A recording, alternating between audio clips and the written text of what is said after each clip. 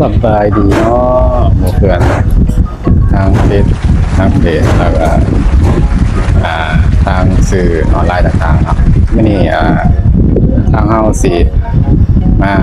แนะนำวิธีการมัดข้อหมูย่างเนาะว่าแต่ละขั้นตอนเฮาสิจังได๋เนาะก่อนอื่นเบิ่นี่ก็ข้อหมูที่เฮาสั่งมาในตลาดนี่มันสิมีไขมันเนาะหรือว่ามีเศษที่ว่าเศษเนื้อมันที่เราบ่ต้องการนะเราก็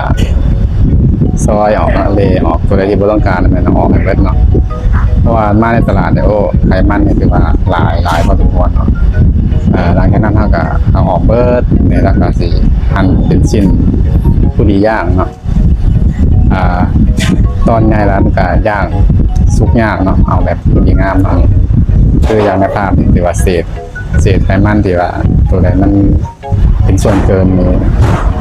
เอากับบ่เอาเนาะลูกค้าเนี่ยบ่อยากกินแน่นอนเนาะที่ว่าเป็นมันเอาแบบบ่ต้องลอกออกเบิดเนาะลอกออกพอประมาณถ้าลอกออกเบิดก็มีแต่ซีนก็คือเก่าเนาะมันสิบ่แม่นข้อหมูเนาะตามภาพเลยเนาะคือข้าพเจ้าลอกออกประมาณนี้นะไขมันแล้วก็สิเอาไว้ตัดเป็นตอนพอดีงามพอดีย่างเศษที่มันเป็นต้มยำตำยำนี่ก็พยายามเอาออกให้เบิดเนาะชิ้นเล็กน้อยนี่ใส่บ่ได้เวลาเอาไปย่างก็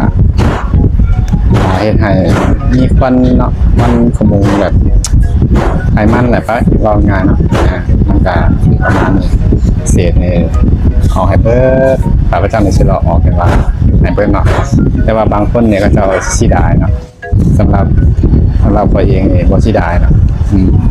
คิดใส่ใจเต็มใจตัวแหละถ้ามันหลายเฮาก็บ่อยากกินเนาะแล้วก็ลูกค้าก็คือสิคิดกับเฮานี่แหละหลังจากนั้นก็แล่เป็นชิ้นตัดเป็นตอนนี่แหละตามภาพที่ข้าพเจ้าเห็นแบบนี้เนาะเสียดเนี่ยมันก็ออกให้เบิดเนาะสันข้อมูลมาแต่ละเทือกอะบางเทือกก็งามบางเทือกก็บ่งามหลังจากนั้นเขาก็เอาไปล้างเนาะล้างทำความสะอาดแล้วเขาก็สิเอามามักกันเนาะในวิธีการมักของเขานี่เขาสิมักแบบตามสูตรเขาเลยเนาะมันจะมีผงชูรสคือเป็นนัวบ้านเราเนาะใส่โดยประมาณเนาะข้าพเจ้าเนี่ยจะกล้าเอาเด้อบางคนก็